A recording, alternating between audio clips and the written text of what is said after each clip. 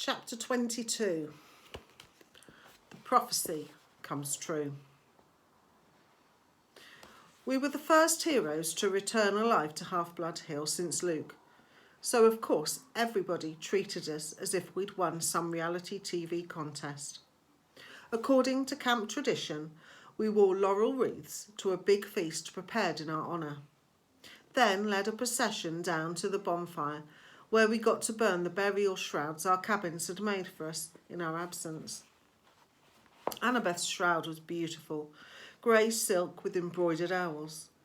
I told her it seemed a shame not to bury her in it. She punched me and told me to shut up. Being the son of Poseidon, I didn't have any cabin mates, so the Ares cabin had volunteered to make the shroud.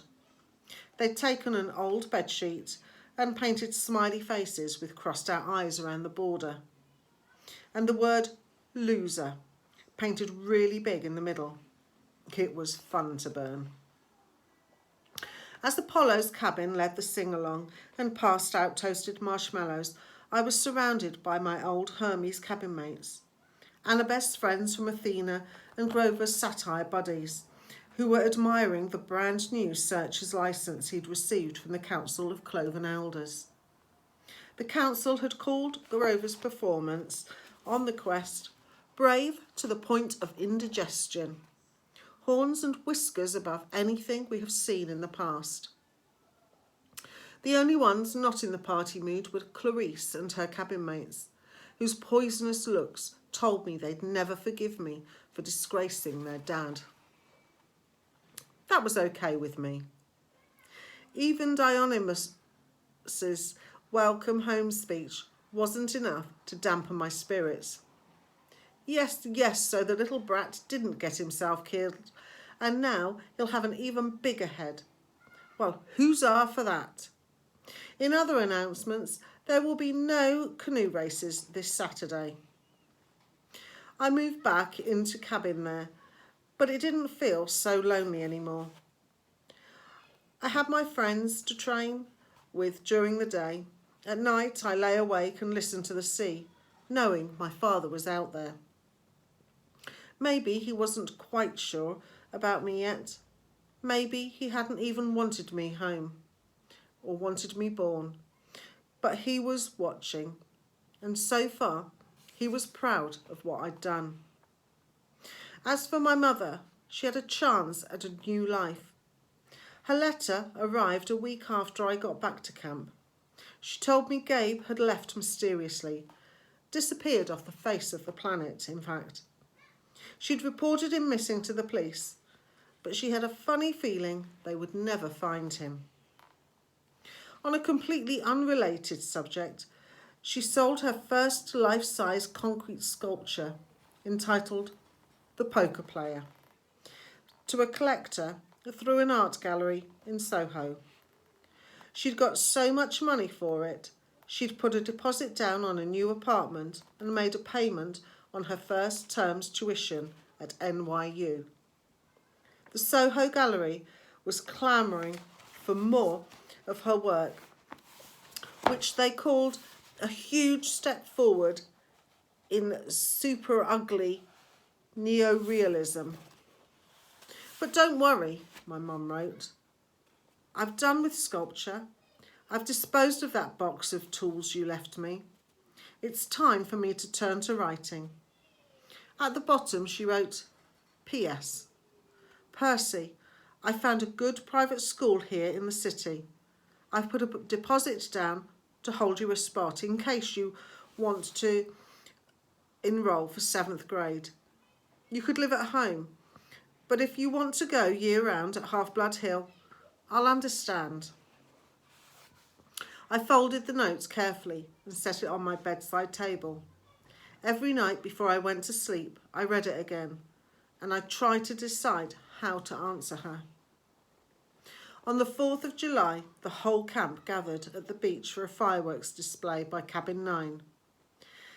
Being Hephaestus's kids, they weren't going to settle for a few lame red, white and blue explosions. They'd anchored a barge offshore and loaded it with rockets the size of Patriot missiles. According to Annabeth, who'd seen the show before, the blast would be sequenced so tightly they looked like frames of animation across the sky.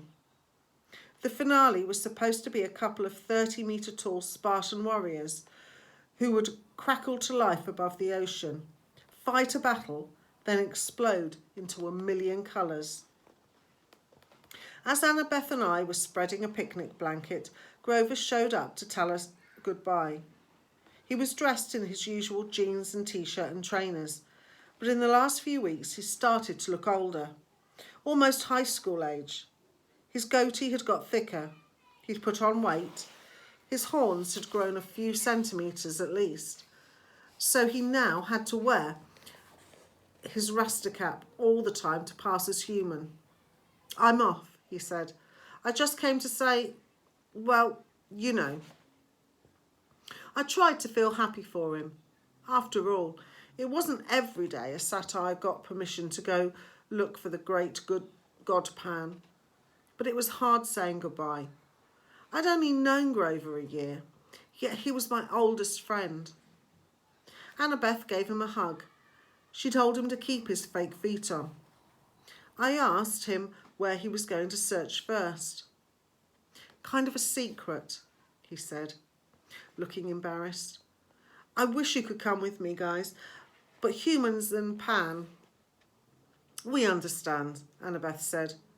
"You got enough tin cans for the trip?" "Yeah." "And you remembered your reed pipes?" "Geez, Annabeth," he grumbled, "you're like an old mama goat." But he didn't really sound annoyed. He gripped his walking stick and slung a backpack over his shoulder. He looked like any hitchhiker you might see on an American highway. Nothing like the little runty boy I used to defend from bullies at Yancey Academy. "Well," he said, "wish me luck." He gave Annabeth another hug. He clapped me on the shoulder, then headed back through the dunes. Fireworks exploded to life overhead. Hercules killing the Nemean lion, Artemis chasing the bull, George Washington, who, by the way, was the son of Athena, crossing the Delaware. "Hey, Grover," I called. He turned at the edge of the woods. "Wherever you're going, I hope they make good enchiladas." Grover grinned, and then he was gone, the trees closing around him. "We'll see him again," Annabeth said. I tried to believe it. The fact no searcher had ever come back in 2,000 years, well, I decided not to think about that. Grover would be the first. He had to be. July passed. I spent my days devising new strategies for Capture the Flag and making alliances with the other cabins to keep the banner out of Aries' hands. I got to the top of the climbing wall for the first time without getting scorched by lava. From time to time I'd walk past the big house, glance up at the attic windows and think about the oracle. I tried to convince myself that its prophecy had come to completion. You shall go west and face the god who has turned. Been there, done that, even though the traitor god had turned out to be Aries rather than Hades. You shall find what was stolen and see it safely returned. Check. 1 master bolt delivered. 1 helmet of darkness back on Hades' oily head. You shall be betrayed by one who calls you a friend. This line still bothered me. Aries had pretended to be my friend, then betrayed me. That must be what the oracle meant. And you shall fail to save what matters most in the end. I had failed to save my mum, but only because I'd let her save herself, and I knew that was the right thing. So why was I still uneasy? The last night of the summer season came all too quickly. The campers had one last meal together. We burned part of our dinner for the gods. At the bonfire, the senior counsellors awarded the end of summer beads. I got my own leather necklace, and when I saw the bead for my first summer, I was glad the firelight covered my blushing. The design was pitch black, with a sea green trident shimmering in the centre. The choice was unanimous, Luke announced. This bead commemorates the first son of the sea god at this camp and the quest he undertook into the darkest part of the underworld to stop a war. The entire camp got to their feet and cheered. Even Ares' cabin felt obliged to stand. Athena's cabin steered Annabeth on the front so that she could share in the applause. I'm not sure I'd ever felt as happy or sad as I did at that moment. I'd finally found a family, people who cared about me and thought I'd done something right. And in the morning, most of them would be leaving for the year. The next morning, I found a form letter on my bedside table. I knew Dionysus must have filled it out because he stubbornly insisted on getting my name wrong. Dear Peter Johnson, if you intend to stay at Camp Half-Blood year-round, you must inform the big house by noon today. If you do not announce your intentions, we will assume you have vacated your cabin or died a horrible death. Cleaning harpies will begin work at sundown. They will be authorised to eat any unregistered campers. All personal articles left behind will be incinerated in the lava pit. Have a nice day. Mr. D. Dionysus, Camp Director, Olympian Council, number 12. That's another thing about ADHD. Deadlines just aren't real to me until I'm staring one in the face. Summer was over and I still hadn't answered my mother or the camp about whether I'd be staying. Now I had only a few hours to decide. The decision should have been easy. 9 months of hero training or 9 months sitting in a classroom. Duh. But there was my mum to consider. For the first time, I had a chance to live with her for a whole year without Gabe. I had a chance to be at home and knock around the city in my free time. I remembered what Annabeth had said so long ago on our quest. The real world is where the monsters are. That's where you learn whether you are any good or not. I thought about the fate of Thalia, daughter of Zeus. I wondered how many monsters would attack me if I left Half-Blood Hill. If I stayed in one place for a whole school year without Chiron or my friends around to help me. Would my mother and I even survive until the next summer? That was assuming the spelling tests and 5-paragraph essays didn't kill me. I decided I'd go down to the arena and do some sword practice. Maybe that would clear my head. The campgrounds were mostly deserted, shimmering in the August heat. All the campers were in their cabins packing up or running around with brooms and mops, getting ready for final inspection.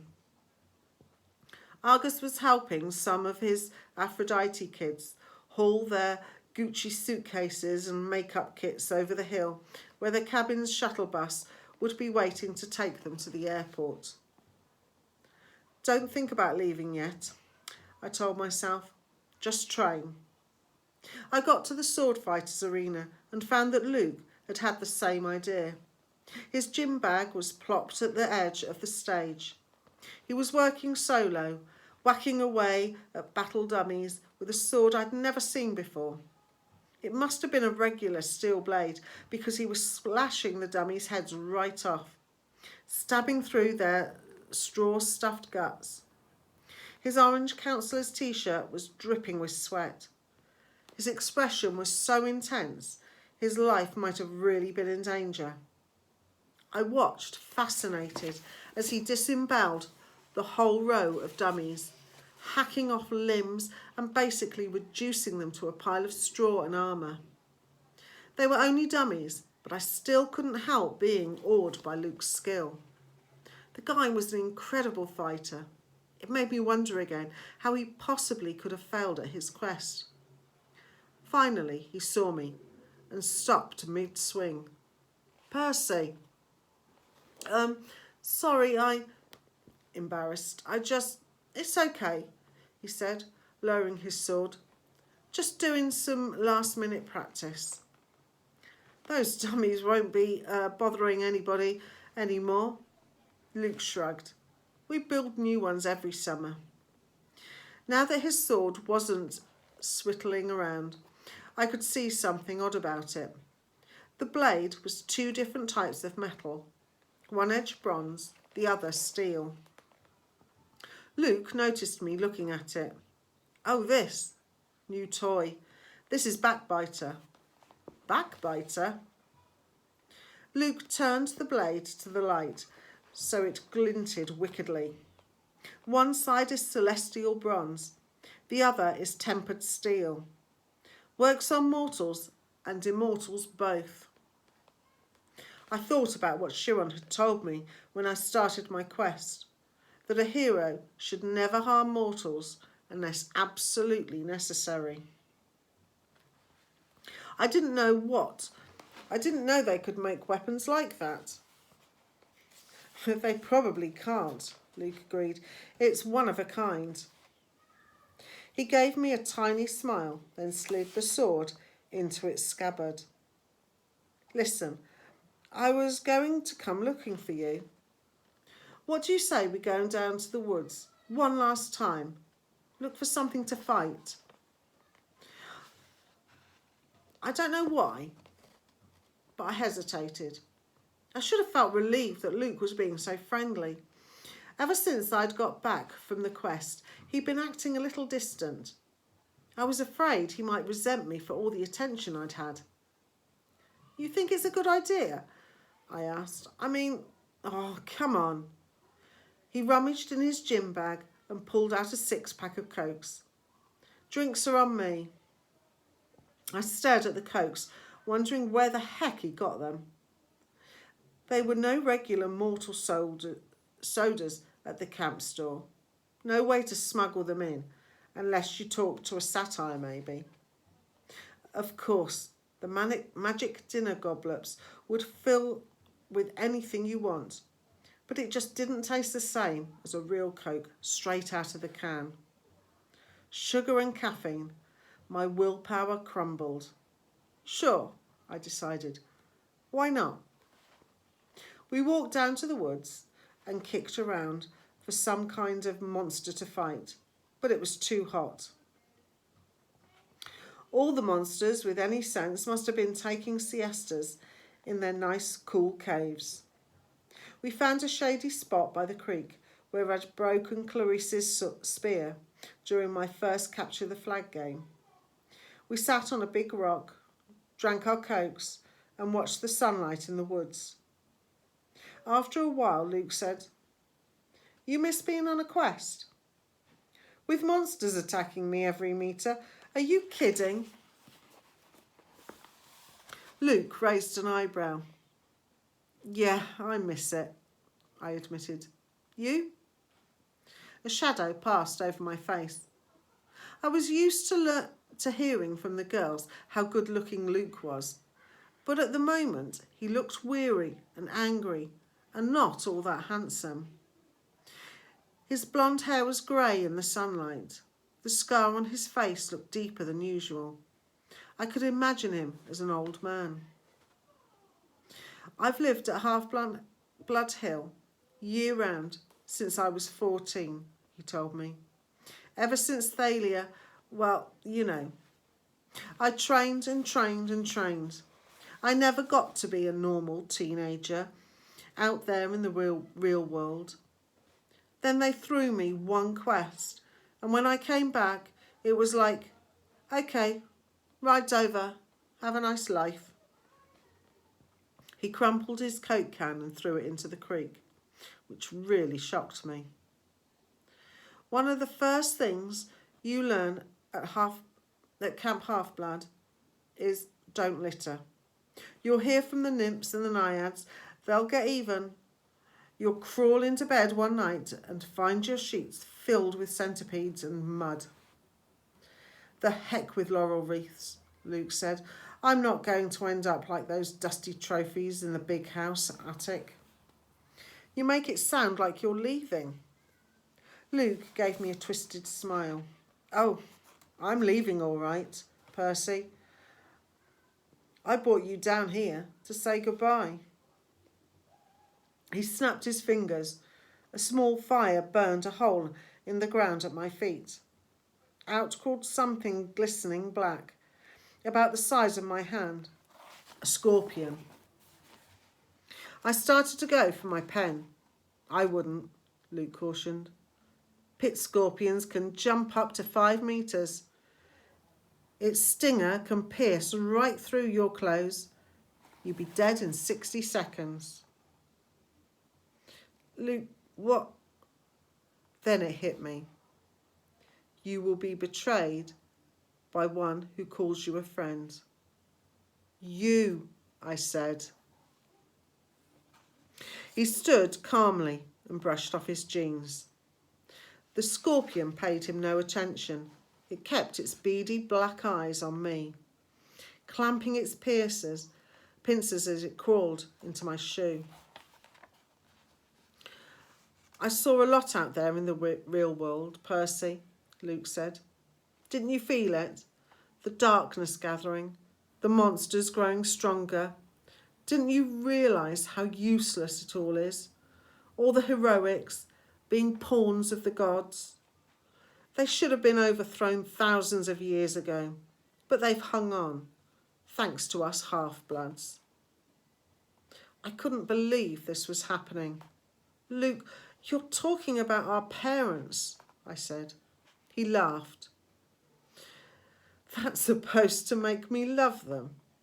They're precious. Western civilization is a disease, Percy. It's killing the world. The only way to stop it is to burn it to the ground.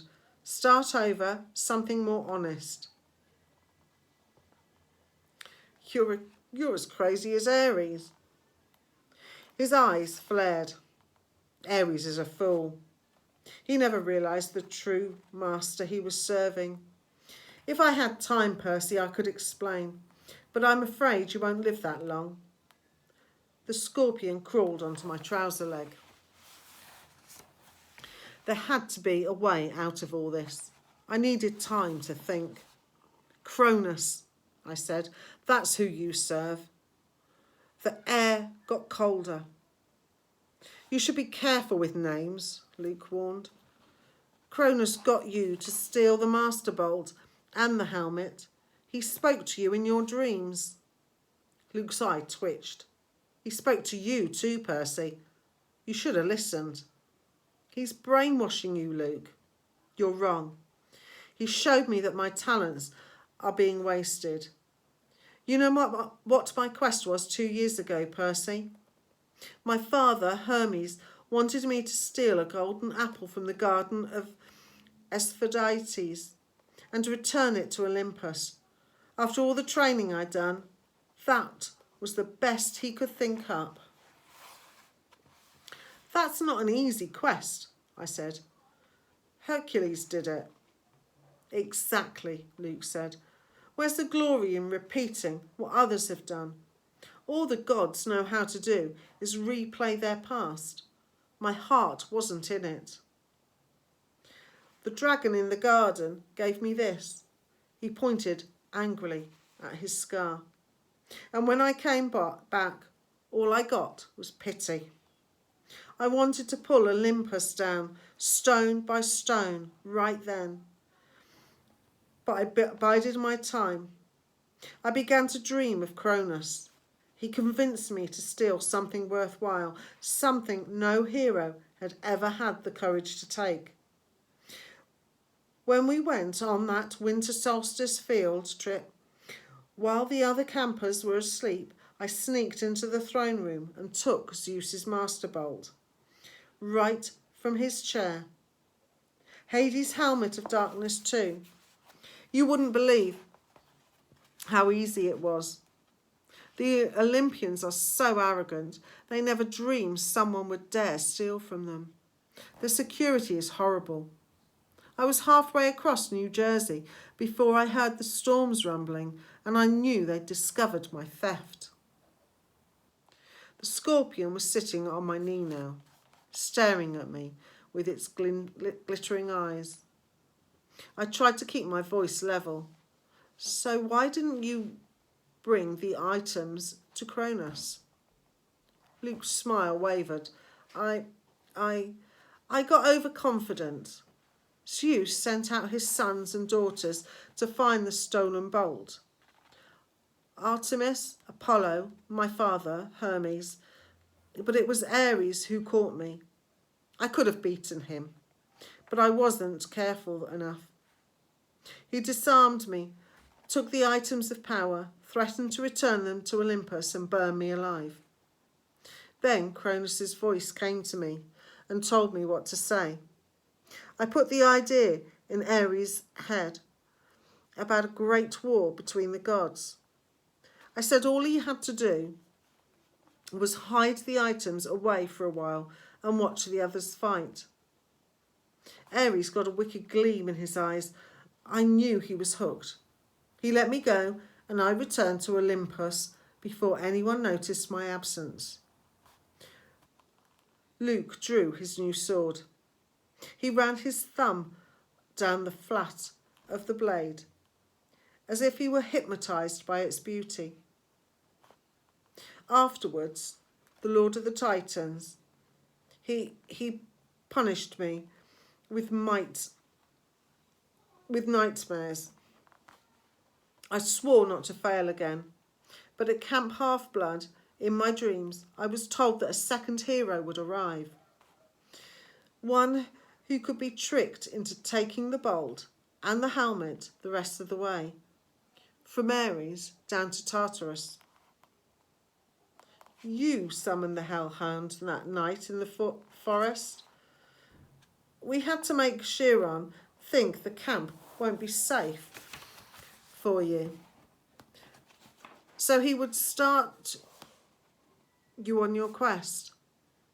We had to confirm his fears that Hades was after you, and it worked. The flying shoes were cursed, I said. They were supposed to drag me and the backpack into Tartarus. And they would have if you'd have been wearing them, but you gave them to the satyr, which wasn't part of the plan. Grover messes everything up he touches. He even confused the curse. Luke looked down at the scorpion, which was now sitting on my thigh. You should have died in Tartarus, Percy, but don't worry, I'll leave you with my little friend to set things right. Thalia gave her life to save you, I said, gritting my teeth, and this is how you repay her. Don't speak of Thalia, he shouted. The gods let her die. That's one of the many things they will pay for. You're being used, Luke. You and Ares both. Don't listen to Cronus. I've been used. Luke's voice turned shrill. Look at yourself. What has your dad ever done for you? Cronus will rise. You've only delayed his plans. He will cast the Olympians into Tartarus and drive humanity back to their caves, all except the strongest, the ones who serve him. Call off the bug, I said. If you're so strong, fight me yourself. Luke smiled. Nice try, Percy. But I'm not Ares. You can't beat me. My lord is waiting, and he's got plenty of quests for me to undertake. Luke, goodbye, Percy. There is a new golden age coming, and you won't be part of it. He slashed his sword in an arc and disappeared in the ripple of darkness. The scorpion lunged. I swatted it away from my hand and uncapped my sword. The thing jumped at me and I cut it in half in mid-air. I was about to congratulate myself until I looked down at my hand. My palm had a huge red welt, oozing and smoking with yellow guck. The thing had got me after all. My ears pounded. My vision went foggy. The water, I thought, it had healed me before. I stumbled to the creek and submerged my hand, but nothing seemed to happen. The poison was too strong. My vision was getting dark. I could barely stand up. 60 seconds, Luke had told me. I had to get back to camp. If I collapsed out here, my body would be dinner for a monster. Nobody would ever know what had happened. My legs felt like lead. My forehead was burning. I stumbled towards the camp and the nymphs stirred from their trees. Help, I croaked, please. Two of them took my arms, pulling me along. I remember making it to the clearing, a counsellor shouting for help, a centaur blowing a conch horn. Then everything went black. I woke up with a drinking straw in my mouth. I was sipping something that tasted like liquid chocolate chip cookies. Nectar. I opened my eyes. I was propped up in bed in the sick room of the big house, my right hand bandaged like a club. Argus stood guard in the corner. Annabeth sat next to me, holding my nectar glass and dabbing a washcloth on my forehead. Here we are again, I said. You idiot, Annabeth said, which is how I knew she was overjoyed to see me conscious. You were green and turning grey when we found you. If it weren't for Chiron's healing. Now, Chiron's voice said. Percy's constitution deserves some of the credit. He was sitting near the foot of my bed in human form, which was why I hadn't noticed him yet. His lower half was magically compacted into the wheelchair, his upper half dressed in a coat and tie. He smiled, but his face looked weary and pale, the way it did when he'd been up all night grading Latin papers.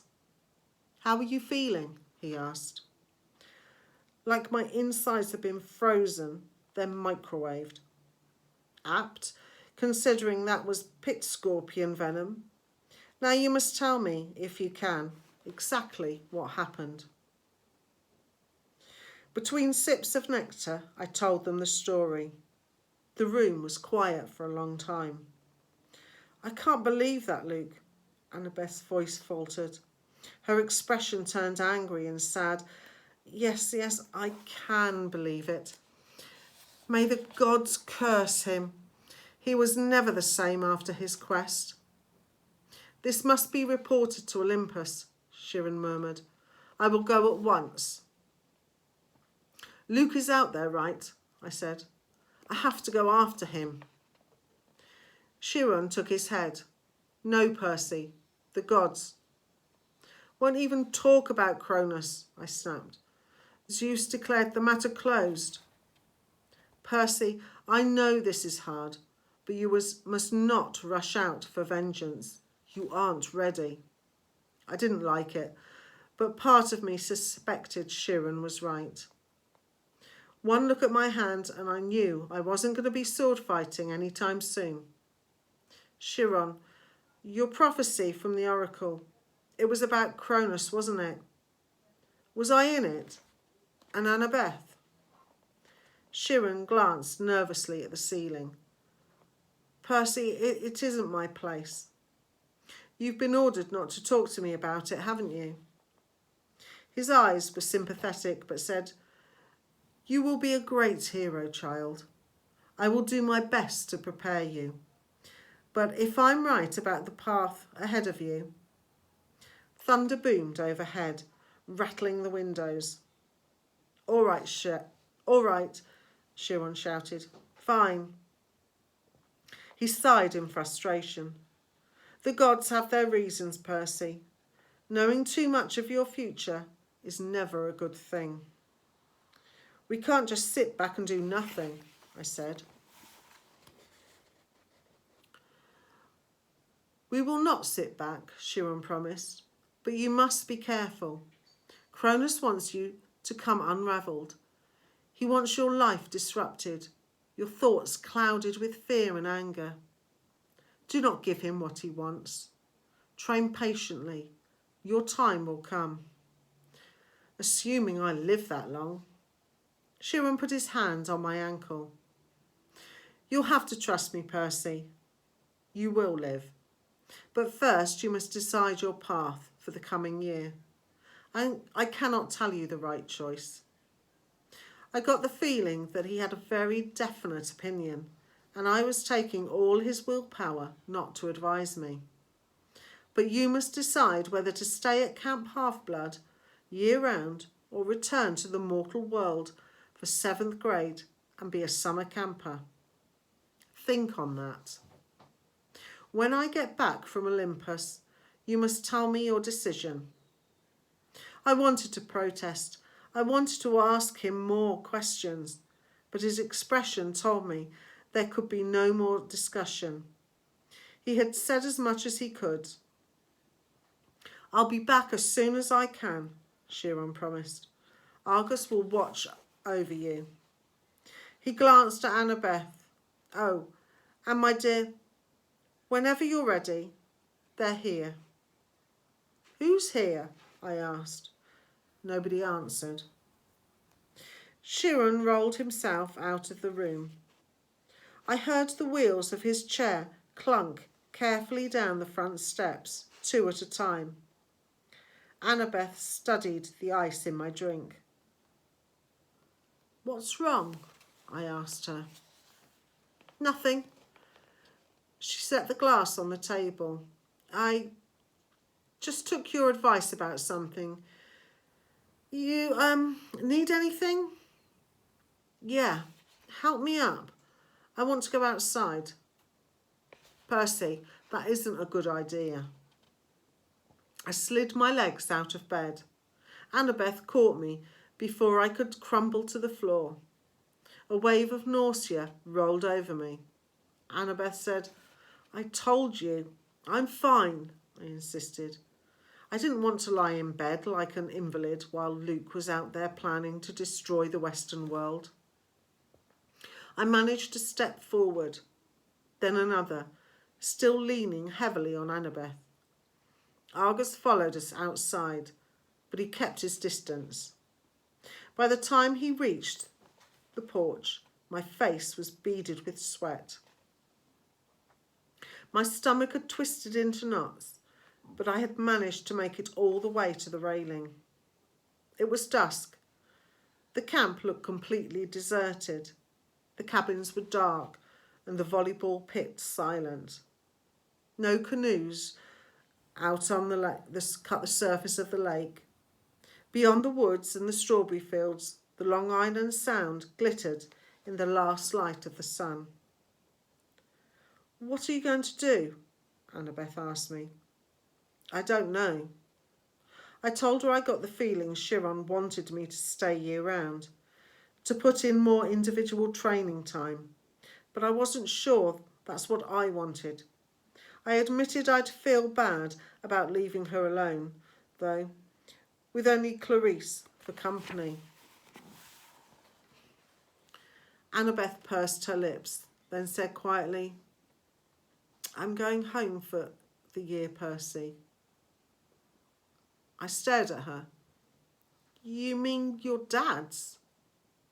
She pointed towards the crest of Half-Blood Hill. Next to Thalia's pine tree, at the very edge of the camp's magical boundaries, a family stood silhouetted. 2 little children, a woman and a tall man with blonde hair. They seemed to be waiting. The man was holding a backpack that looked like the one Annabeth had got from Waterland in Denver. I wrote him a letter when we got back, Annabeth said, just like you suggested. I told him I was sorry. I'd come home for the school year if he still wanted me. He wrote back immediately. We decided we'd give it another try. That took guts. She pursed her lips. You won't try anything stupid during the school year, will you? At least, not without sending me an Iris message. I managed to smile. I won't go looking for trouble. I usually don't have to. When I get back next summer, she said, we'll hunt down Luke. We'll ask for a quest, but if we don't get approval, we'll sneak off and do it anyway. Agreed? Sounds like a plan worthy of Athena. She held out her hand. I shook it. Take care, seaweed brain, Annabeth told me. Keep your eyes open. You too, wise girl. I watched her walk up the hill and join her family. She gave her father an awkward hug and looked back at the valley one last time.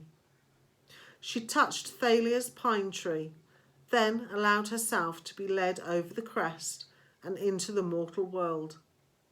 For the first time at camp, I felt truly alone. I looked out at the Long Island Sound and remembered my father saying, the sea does not like to be restrained. I wondered if Poseidon were watching, would he approve of my choice? I'll be back next summer, I promised him. I'll survive until then. After all, I'm your son. I asked Argus to take me down to cabin 3, so I could pack my bags for home. Well, I hope you've enjoyed Percy Jackson and the Lightning Thief. Maybe you'd like to read some of the other Percy Jackson books.